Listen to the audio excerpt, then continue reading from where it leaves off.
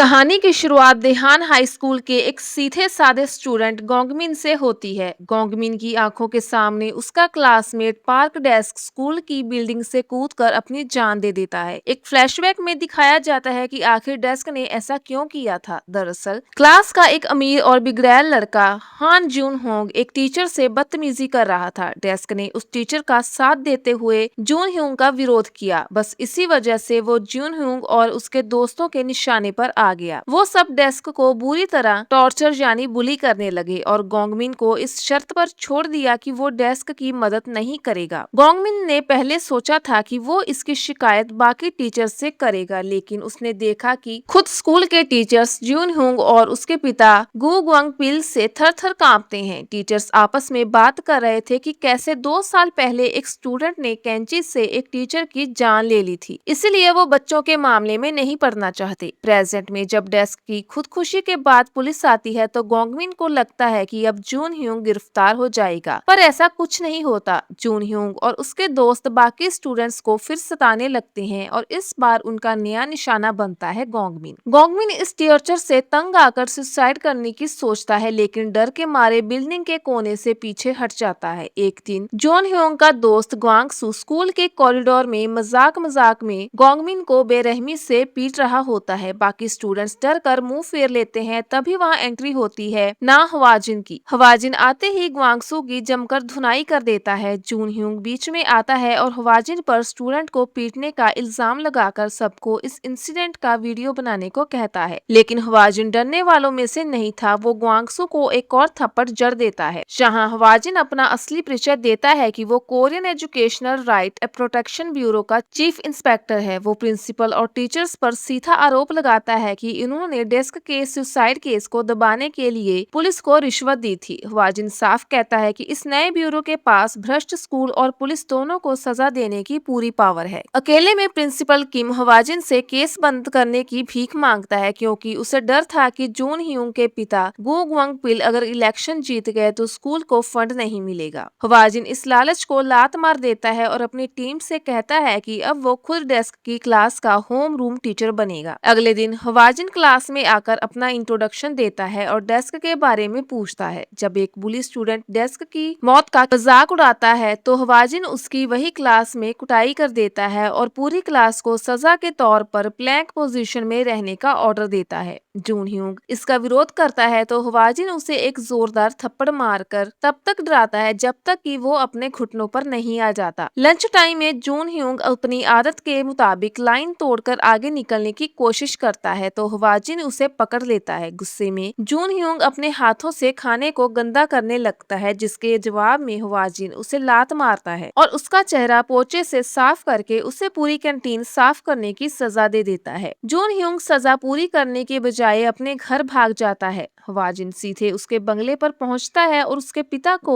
उसके बेटे की करतूतें बताता है। जून ह्यूंग रोते हुए नाटक करता है कि हवाजिन उसे परेशान कर रहा है। ग्वांगपिल अपनी पावर की धौंस दिखाते हुए हवाजिन को बर्बाद करने की धमकी देता है, लेकिन हवाजिन मुस्कुरा कर जून ह्यूंग को घसीटते हुए वापस स्कूल लाता है और उससे टॉयलेट साफ करवाता है। खुद को फंसता देख जून ह्यूंग जानबूझकर अपना सिर कमोड पर मार लेता है ताकि वो हवाजिन पर कस्टडी में टॉर्चर करने का केस कर सके। अगले दिन असेंबलीमैन गु ग्वांगपिल मीडिया और पुलिस बल के साथ स्कूल पहुंचता है। वो सीधे शिक्षा मंत्री नो ग्वांगश्योक को फोन लगाता है, जिन्होंने इस ब्यूरो को बनाया था। हवाजिन इसके सारे इल्जामों को खारिज कर देता है। दूसरी तरफ जून ह्यूंग के दोस्त गोंगमिन को घेर लेते हैं। उन्हें शक था कि गोंगमिन ने ही ईआरपीबी को उनके खिलाफ सबूत दिए हैं। वो गोंगमिन को इतना मारते हैं कि वो फिर से बिल्डिंग से कूदने जाता है। एन वक्त पर हवाजिन उसे हवा में ही पकड़ लेता है और बचा लेता है। हवाजिन उसे समझाता है कि डरना बंद करो और नए दोस्त बनाओ और अपने हक के लिए बोलना सीखो। गोंगमिन रोते हुए कहता है कि जून ह्यूंग बहुत पावरफुल है। इधर पिल सीधे मिनिस्टर शोक के ऑफिस जाकर धमकी देता है कि वो ईआरपीबी ब्यूरो को तुरंत बंद कर दे। लेकिन इसके तुरंत बाद जब ग्वांगपिल एक बड़े इलेक्शन कैंपेन इवेंट में पहुंचता है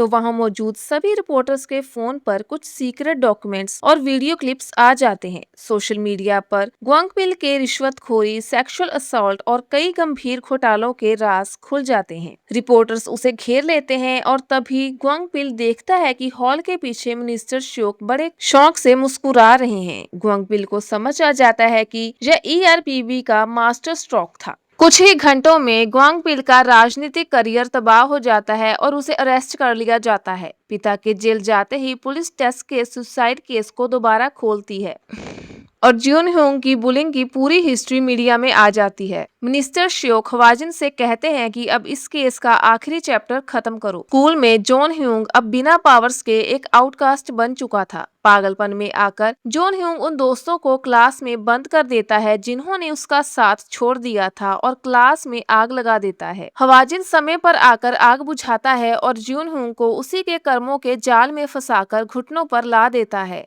जून ह्योंग रोते हुए रहम की भीख मांगता है। फ्लैशबैक में रिवील होता है कि डेस्क और उसके पिता ने पहले जून ह्योंग की शिकायत की थी, पर ग्वांगपिल ने डेस्क के पिता का बिजनेस बर्बाद कर दिया था। अपने पिता को बिखरता देख डेस्क ने सुसाइड कर लिया था। प्रेजेंट में हवाजिन जून ह्योंग से कहता है कि अब उसे जिंदगी भर इसी पछतावे की आग में जलना होगा। जून ह्योंग और उसके दोस्त जेल भेज दिए जाते हैं। ईआरपीबी की ऑफिशियल वेबसाइट पर इन पुलिस का क्रिमिनल रिकॉर्ड लाइफ टाइम के लिए पब्लिक कर दिया जाता है, जिसे तब तक नहीं हटाया जाएगा जब तक कि खुद विक्टिम गोंगमिन और डेस्क की फैमिली उन्हें माफ ना कर दे। प्रिंसिपल इस्तीफा दे देता है और इस तरह देहान हाई स्कूल का यह ऑपरेशन पूरा हो जाता है। मिनिस्टर श्योक और हवाजिन इसके बाद चोई गा यून नाम की एक लड़की की कब्र पर जाकर उसे श्रद्धांजलि देते हैं। जून ह्यू और उसके दोस्तों के स्टूडेंट को मारने की वीडियो और हवाजिन का उन पुलिस को सबक सिखाने का वीडियो पूरे इंटरनेट पर फैल जाता है। जहां आम पब्लिक ईआरपीबी की तारीफ करती है, वहीं स्टूडेंट्स राइट एक्टिविस्ट इस ब्यूरो को बंद करने की मांग करते हैं। गांग श्योक रिपोर्टर से बात करते हैं और ब्यूरो बंद करने से साफ मना कर देते हैं। वो कहता है कि स्कूल में पुलिस की वजह से एजुकेशन सिस्टम बर्बाद हो रहा है और वादा करता है कि ईआरपीबी देश के हर एक बुली को सजा देगा। अब कहानी शिफ्ट होती है गून हाईटेक स्कूल पर। यह स्कूल पूरे शहर में पढ़ाई के लिए नहीं बल्कि गैंगस्टर्स और अपराधियों को पैदा करने के लिए बदनाम है। जहाँ कोई आम टीचर कदम रखने से भी डरता है। गुंडे नाम का एक नया स्टूडेंट इस स्कूल में एडमिशन लेता है। वो डरपोक होने का नाटक करता है और क्लास के बुली इन बॉम को प्रोटेक्शन मनी देता है, लेकिन पहले ही दिन स्कूल में दो ग्रुप्स के बीच गैंगवार छिड़ जाता है। क्लास का एक और सीधा लड़का हंगजू से समझाता है कि ये सब लड़के जंग ह्योक नाम के एक बड़े अंडरवर्ल्ड गैंगस्टर का ध्यान खींचने के लिए लड़ रहे हैं। क्लास का सबसे बड़ा गुंडा स्योंग हवान नए आए स्टूडेंट्स हंगजू और गुंडे को आपस में लड़ने के लिए मजबूर करता है और शर्त रखता है कि जो हारेगा वो पूरी क्लास का पंचिंग बैग बनेगा।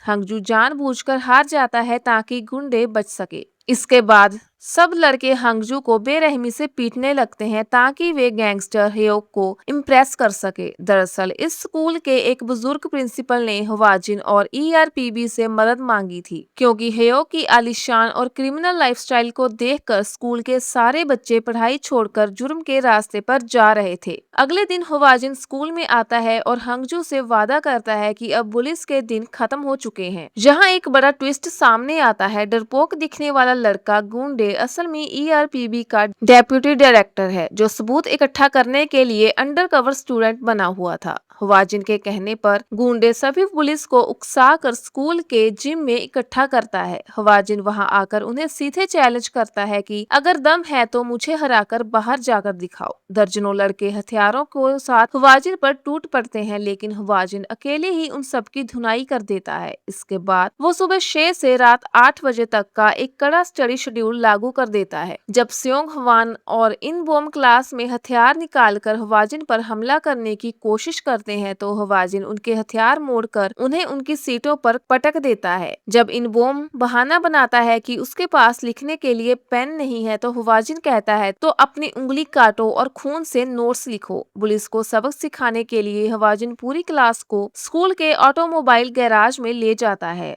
और उनसे कार रिपेयरिंग का काम करवाता है। जब स्योंग हवान फिर भी बगावत करता है तो हवाजिन उसे और इन बॉम को एक ऐसी कार में बिठाता है जिसका एक दरवाजा गायब था। और कैंपस के चक्कर 120 की स्पीड पर लगाता है। मौत को करीब से देखकर दोनों पुलिस के होश उड़ जाते हैं। इसी बीच श्योक का एक पॉलिटिकल दुश्मन हवाजिन का बैकग्राउंड चेक करवाता है। उसे पता चलता है कि हवाजिन पहले मिलिट्री की एक बेहद सीक्रेट स्पेशल फोर्स में था और उसका सारा डेटा नेशनल इंटेलिजेंस सर्विस द्वारा प्रोटेक्टेड है। उधर स्कूल में स्योंग और बोम रात के अंधेरे में स्कूल से भागकर असली गैंगस्टर ह्योक से मिलने एक नाइट क्लब में जाते हैं। गुंडे जानबूझकर उनकी मदद करता है ताकि वो ह्योक को स्कूल बुला सके। बोम की शिकायत सुनकर ह्योक गुस्से में आ जाता है और अगले दिन अपनी महंगी स्पोर्ट्स बाइक सीधा स्कूल के जिम के अंदर घुसा देता है। गैंगस्टर ह्योक और हवाजिन के बीच एक खतरनाक फाइट होती है। शुरुआत में ह्योक हवाजिन को जमीन पर पटक देता है। पुलिस जश्न मनाने लगते हैं, लेकिन तभी पासा पलटता है। हवाजिन असल में ह्योक की पूरी गैंग को जाल में फंसाने के लिए बेहोश होने का नाटक कर रहा था। हवाजिन उठ खड़ा होता है और ह्योक के साथ आए सभी हथियारबंद गुंडों की हड्डियां एक एक करके तोड़ देता है। पूरा गैरेज और जिम उन अपराधियों के खून से सन जाता है। स्योंग और बोम घुटनों के बल गिरकर रोने लगते हैं। हवाजिन उनसे हंगजू के पैरों में गिरकर माफी मंगवाता है। पुलिस आती है और ह्योक समेत उसकी पूरी गैंग को सलाखों के पीछे भेज देती है। मिनिस्टर श्योक प्रेस कॉन्फ्रेंस कर घोषणा करते हैं कि गून हाईटेक स्कूल से गैंग कल्चर का नामो निशान मिटा दिया गया है। स्कूल में टैटू, स्मोकिंग और बाइक्स पर बैन लगा दिया जाता है और हंगजू आखिरकार चैन से अपनी पढ़ाई पूरी कर पाता है। मशीन की तरह काम पूरा करने के बाद ईआरपीबी की टीम एक रेस्टोरेंट में बैठती है जहां गुंडे अपने अंडरकवर ऑपरेशन के बिल दिखाता है, जिसका हवाजिन मजाक उड़ाता है। इसी दौरान मिनिस्टर श्योक को अपनी मरी हुई बेटी चोई की याद आती है। फ्लैशबैक में दिखाया जाता है कि गायुन एक बहुत ही दयालु टीचर थी और हवाजिन की मंगेतर थी। हवाजिन जब मिलिट्री से छुट्टी पर आया था तो उसने गायुन को बिगड़े हुए बच्चों से दूर रहने की सलाह दी थी, लेकिन गायुन ने कहा था कि अगर हम टीचर से ही स्कूल के बच्चों से डरने लगेंगे तो उन्हें सही रास्ता कौन दिखाएगा। इसके बाद एक दिन पार्क में कुछ लड़कों को स्मोकिंग से टोकने पर चोग्यो चोल नाम के एक नाबालिग क्रिमिनल ने गायुन की बेरहमी से जान ले ली थी। कोर्ट में क्योंकि कातिल नाबालिग था, उसे सिर्फ 2 से 4 साल की मामूली सजा मिलती है। इस अन्याय से पागल होकर हवाजिन कोर्ट के बाहर उस कातिल को अपने कार से कुचलने जाता है, लेकिन श्योक अपनी कार बीच में लाकर उसे रोक लेता है और वादा करता है कि वो देश का कानून बदलकर ऐसा ब्यूरो बनाएगा जो इन पुलिस को तड़पा तड़पा कर सजा देगा। प्रेजेंट में टीम के सामने सियोन गर्ल्स स्कूल का एक नया और पेचीदा केस आता है। वहाँ की एक सीनियर टीचर ने एक स्टूडेंट द्वारा लगाए गए सेक्सुअल असॉल्ट के आरोपों के बाद डिप्रेशन में आकर सुसाइड कर लिया। इंटरनेट पर एक वीडियो वायरल था जिसके आधार पर पूरी पब्लिक उस मरे हुए टीचर को दोषी मान रही थी। गुंडे जांच करके बताता है कि आरोप लगाने वाली लड़की कोई आम स्टूडेंट नहीं बल्कि 6 लाख फॉलोअर्स वाली एक मशहूर सोशल मीडिया इन्फ्लुएंसर हान एरी है। फ्लैशबैक में दिखाया जाता है कि एरी क्लास के अंदर लाइव स्ट्रीम कर रही थी। जब उसकी होम रूम टीचर मिस चंग ने उसे डांट कर उसका फोन छीन लिया तो इसका बदला लेने के लिए येरी ने एक वीडियो को चालाकी से एडिट किया जिसमें ऐसा लग रहा था कि मिस चंग एक स्टूडेंट को पनिश कर रही है। स्कूल के एक और ईमानदार वाइस टीचर मिस्टर को ने येरी को ऑफिस में बुलाकर डांटा और ओरिजिनल वीडियो अपलोड करने को कहा। इसके जवाब में शातिर एरी ने मिस्टर को पर ही सेक्सुअल असॉल्ट का झूठा आरोप लगाते हुए एक रोने वाला वीडियो लाइव कर दिया। रातों रात मिस्टर को का करियर बर्बाद हो गया। उन्हें सस्पेंड कर दिया गया और इंटरनेट ट्रोलिंग से तंग आकर उन्होंने सुसाइड कर लिया। जब मिस चंग ने एरी का सामना किया तो एरी ने इस बातचीत को भी लाइव स्ट्रीम करके मिस चंग का विरोध किया और उसने उन्हें विलन बना दिया। स्कूल का डरपोक प्रिंसिपल अपनी बदनामी से बचने के लिए एरी का साथ देता है और मिस चंग को तंग होने के लिए छोड़ देता है। इस केस को सुलझाने के लिए हवाजिन अपनी टीम में एक नई फीमेल इंस्पेक्टर को शामिल करता है जिसका नाम इन हानरिम है, जो हवाजिन की तरह ही एक्स मिलिट्री ऑफिसर है। हानरिन सोयन गर्ल्स स्कूल में एक ट्रेनी टीचर बनकर एंट्री देती है। वो पहले ही दिन एरी को लाइव स्ट्रीमिंग करते देख उसका फोन छीनकर जमीन पर पटक कर तोड़ देती है। हवाजिन वहां शिक्षा मंत्रालय के ऑर्डर्स के साथ पहुंचता होता है और पूरे स्कूल में जैमर्स और सीसीटीवी कैमरे लगवा देता है। स्टूडेंट्स के सारे हिडन और एक्स्ट्रा फोन जब्त कर लिए जाते हैं। हानरिम ग्राउंड में लड़कियों की मिलिट्री स्टाइल में सख्त फिजिकल ट्रेनिंग शुरू कर देती है। लंच टाइम में जब लड़कियां खाना लूटने के लिए कैंटीन की तरफ भागती है तो बेचारा गुंडे उस भीड़ के नीचे दब जाता है, जिस पर हवाजिन और हानरिम खूब हंसते हैं। हानरिम को गुंडे की मदद से सीक्रेट चैट्स मिलते हैं जहां येरी और उसके दोस्त मिस यंग की रोज नई तस्वीरें बनाकर उनका मजाक उड़ाते थे। साइबर बुलिंग से टूटकर मिस चंग इस्तीफा देने वाली होती है, लेकिन तभी एरी पासा पलटती है। वो मिस चंग के सामने अच्छी बनने का नाटक करती है और उन्हें अपने एक लाइव स्ट्रीम में आकर ईआरपीबी की बुराई करने को कहती है। दबाव में आकर मिस चंग को स्कूल में ही पैनिक अटैक आ जाता है। हवाजिन मिस चंग के पास आता है और उन्हें संभालता है। वो उन्हें बताता है कि स्कूल के ही कुछ अच्छे बच्चों ने गुप्त रूप से ईआरपीबी को लेटर लिखकर मिस चंग को एरी से बचाने की भीख मांगी थी।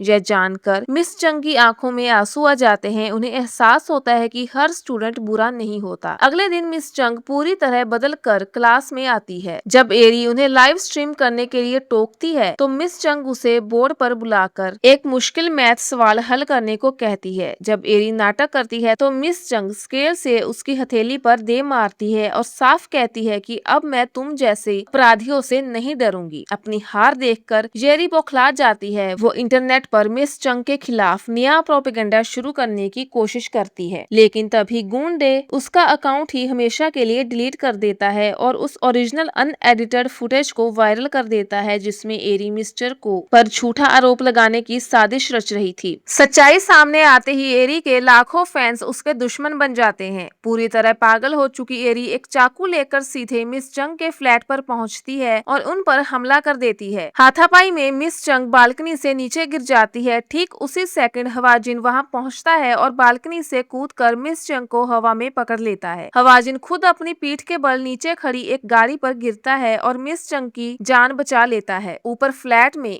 हानरिम एरी को दबोच लेती है। जब एरी चाकू नहीं छोड़ती तो हानरिम अपनी नंगी हथेली से चाकू की धार पकड़ लेती है और एरी को बालकनी से नीचे लटकाकर कहती है कि सुसाइड करके आसान मौत मरना भूल जाओ। एरी को पुलिस गिरफ्तार कर लेती है और मिस चंग को इंसाफ मिलता है। इस बड़े ऑपरेशन के बाद ऑपोजिशन पार्टी के नेता और नो ग्वांग श्योक के राजनीतिक दुश्मन सीधे एक नेशनल प्रेस कॉन्फ्रेंस बुलाते हैं। वो आरोप लगाते हैं कि ईआरपीबी कोई कानूनी संस्था नहीं बल्कि श्योक और ना हवाजिन अपनी बेटी और मंगेतर की मौत का निजी बदला लेने के लिए इस ब्यूरो का इस्तेमाल कर रहा है और बच्चों पर जुल्म ढा रहे हैं। पूरी मीडिया ईआरपीबी के खिलाफ हो जाती है। इसी बीच टीम के पास फॉरेन लैंग्वेज हाई स्कूल का एक शॉकिंग वीडियो आता है जिसमें क्लास का एक टॉपर स्टूडेंट पार्क अपने सबसे चहेते और बुजुर्ग टीचर मिस्टर चैन सांग ओल को बेरहमी से पीट रहा है। हवाजिन, हानरिम और गुंडे तुरंत उस स्कूल पहुंचते हैं। हवाजिन खुद मिस्टर चैन का बहुत बड़ा फैन था क्योंकि आर्मी में ट्रेनिंग के दौरान वो मिस्टर चैन के ऑनलाइन लेक्चर्स से पढ़ता था। जब हवाजिन मिस्टर चैन से अकेले में हमले की वजह पूछता है तो वो रो पड़ते हैं पर कुछ भी बोलने से मना कर देते हैं। दूसरी तरफ जब हानरिम उस स्टूडेंट ओंग से पूछती है तो वो कहता है कि मुझे जो सजा देनी है दे दो पर मैं कुछ नहीं बोलूंगा। जांच आगे बढ़ती है तो पता चलता है कि ओंग एक गरीब परिवार से है पर वो स्कूल का नंबर 1 टॉपर है। ओंग हानरिम पर चिल्लाते हुए कहता है कि मिस्टर चयन कोई देवदूत नहीं बल्कि एक शैतान है जिन्होंने उसके परिवार का रेस्टोरेंट बंद करवा दिया और उसका करियर बर्बाद कर दिया। हानरिम को लगता है कि शायद हवाजिन अपनी मंगेतर के मौत के गम में अंधा होकर सिर्फ टीचर्स का ही साथ दे रहा है और स्टूडेंट्स की तकलीफ नहीं देख रहा। दोनों के बीच इस बात पर तीखी बहस होती है और हवाजिन गुस्से में कहता है कि अगर तुम्हें मुझ पर भरोसा नहीं है तो तुम अभी ईआरपीबी छोड़ सकती हो। लेकिन यह हवाजिन का एक बहुत बड़ा माइंड गेम था। हवाजिन को असल में मिस्टर चैन पर पहले दिन से ही शक था। गुंडे एलिट कोचिंग एकेडमी में जाता है जहाँ स्कूल के अमीर बच्चे पढ़ते थे। वहाँ उसे पता चलता है कि मिस्टर चैन उस एकेडमी के डायरेक्टर से मिले हुए हैं। वो अमीर बच्चों के माता पिता से करोड़ों की रिश्वत लेकर परीक्षा के असली क्वेश्चन पेपर लीक करते थे। क्योंकि ओंग अपनी मेहनत से उन अमीर बच्चों से आगे निकल रहा था, इसीलिए मिस्टर चेयर ने प्लान करके उसके पिता का रेस्टोरेंट बंद करवा दिया ताकि वो डिप्रेशन में आकर पढ़ाई छोड़ दे। हवाजिन जब जेल में बंद एरी से मिलने जाता है तो वहाँ से भी कड़ियाँ जुड़ती हैं कि मिस्टर चेन सालों से इस रैकेट का मास्टरमाइंड है। इस बार मिस्टर चेन ने एक अमीर लड़की सू जियोंग को टॉप 10 में लाने के लिए उसकी माँ से भारी रकम ली थी और उसे आने वाले फाइनल एग्जाम की आंसर की बेच दी थी। इससे पहले कि हवाजिन मिस्टर चैन को रंगे हाथ पकड़ पाता, ओपोजिशन लीडर्स के इशारे पर पुलिस अचानक शिक्षा मंत्रालय और ईआरपीबी के ऑफिस पर रेड मार देती है। श्योक, हवाजिन और हांद्रिम को कस्टडी में ले लिया जाता है ताकि वो फाइनल एग्जाम खत्म होने पर स्कूल ना जा सके। मिस्टर चैन अपनी जीत पर मुस्कुरा रहा होता है, लेकिन कस्टडी के अंदर बैठे बैठे ही श्योक एक मास्टर प्लान बनाते हैं। वो सबके सामने गुंडे के ट्रांसफर पेपर पर साइन करने का नाटक करते हैं। पुलिस को लगता है कि ईआरपीबी बिखर गया है, लेकिन असल में उस पेपर्स के पीछे गुंडे के लिए एक सीक्रेट कोड था। गुंडे उसी रात चुपके से स्कूल के स्ट्रॉन्ग रूम में घुसता है और फाइनल एग्जाम के क्वेश्चन पेपर्स का सीरियल नंबर और सवालों को पूरी तरह बदल देता है। अगले दिन जियोंग पूरे घमंड के साथ एग्जाम हॉल में बैठती है और जो आंसर की उसने रटे थे उन्हें बिना सवाल पढ़े लिख देती है, लेकिन जब मिस्टर चैन कॉपियां चेक करते हैं तो उसके पैरों तले जमीन खिसक जाती है। जियोंग को हर पेपर में 0 मार्क्स मिलते हैं क्योंकि सारे सवाल बदल चुके थे। ठीक उसी समय कोर्ट से क्लीन चिट पाकर श्योक, हवाजिन और हानरिम पुलिस फोर्स के साथ स्कूल के अंदर एंट्री मारते हैं। मिस्टर चैन चिल्लाता है कि पेपर्स के साथ छेड़छाड़ हुई है। हवाजिन आगे बढ़ता है और वो वॉइस रिकॉर्डिंग प्ले कर देता है जिसमें वो जियोंग की माँ से करोड़ों की रिश्वत मांग रहा था। जब मिस्टर चैन फिर भी झूठ बोलने की कोशिश करता है तो हवाजिन का सब्र टूट जाता है और वो मिस्टर चैन की कॉलर पकड़कर उसे दीवार पर दे मारता है और उसकी वहीं पर सारी हेकड़ी निकाल देता है। जियोंग डर के मारे अपने हाथ पर लिखे आंसर्स को थूक से मिटाने की कोशिश करती है, पर हानरिम उसका हाथ पकड़कर उसे रंगे हाथों मीडिया के सामने एक्सपोज कर देती है। उधर बोर्ड ऑफ एजुकेशन की लाइव मीटिंग में ऑपोजिशन लीडर्स जब श्योक को घेरने की कोशिश करते हैं तो श्योक इस पूरे एजुकेशन स्कैम की लाइव फुटेज उन सभी मंत्रियों की लिस्ट स्क्रीन पर चला देता है जिन्होंने मिस्टर चैन को रिश्वत दी थी। इस लिस्ट में सामने बैठे ओपोजिशन लीडर ली चियोल म्यून का नाम भी सबसे ऊपर था। मिस्टर चैन, जियोंग की मां और पेरेंट्स को तुरंत गिरफ्तार कर लिया जाता है। ओंग की बेगुनाही साबित होती है और वो रोते हुए हवाजिन और हानरिम को गले लगाकर थैंक यू बोलता है।